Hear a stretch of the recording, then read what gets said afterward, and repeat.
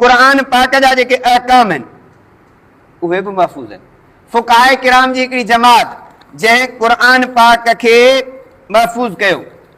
क़ुरान में मसइला आहिनि निमाज़ जा, रोज़े जा, हज जा, ज़कात जा, वालिदैन सां कीअं पेश अचे, घर वारनि सां कीअं पेश अचे, क़ुरान में महफ़ूज़ ज़िक्र आहे। पोइ उन्हनि फ़ुक़हाए किराम इन ते इस्तिंबात कयो, मसाइल कढिया, पोइ कई जुल्द ठहिया। कंहिं कंहिं आलिम 70 जुल्द, 80 जुल्द, 150 जुल्द, 200 जुल्द, ऐं हर हिकु जुल्द को 100 सुफ़नि जो, 200 सुफ़नि जो, 500 सुफ़नि जो कई दफ़्तर ऐं लाइब्रेरियूं ठही वियूं।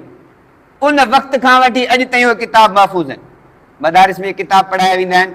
तव्हां वञी कंहिं बि मदरसे में विज़िट कयो, कहिड़े बि मकतब फ़िक्र में वञो, सुन्नियुनि जे वञो, शीअनि जे वञो, कहिड़े बि वञो, अबा हीअ किताब जेको तव्हां कुदूरी पढ़ो था इहो कॾहिं तव्हांखे चवंदा भाई 500 साल पुराणो, हीअ किताब 1000 साल पुराणो।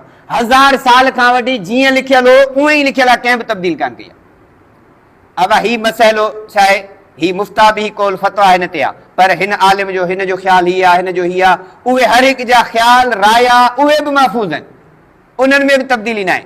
जेके अॻे बाननि जा मसइला हुआ, मुकातब जा मसइला, मुस्लमान काफ़रनि जी जंग लॻी, काफ़र क़ैद थी आया त उन्हनि सां कीअं अहकाम कबा, काफ़िरियाणियूं क़ैद थी आयूं त उहे ग़ुलाम चइबा, उन्हनि जा छा आहिनि हुकुम, हींअर बाना न आहिनि, पर मसइला अञा ताईं महफ़ूज़ आहिनि। छो त हाणे जॾहिं इस्लाम ऐं कुफ़र मुल्कनि जी जंग लॻे थी मसइला थियनि, उहे अञा ताईं महफ़ूज़ आहिनि, उन में बि का तब्दीली न आहे।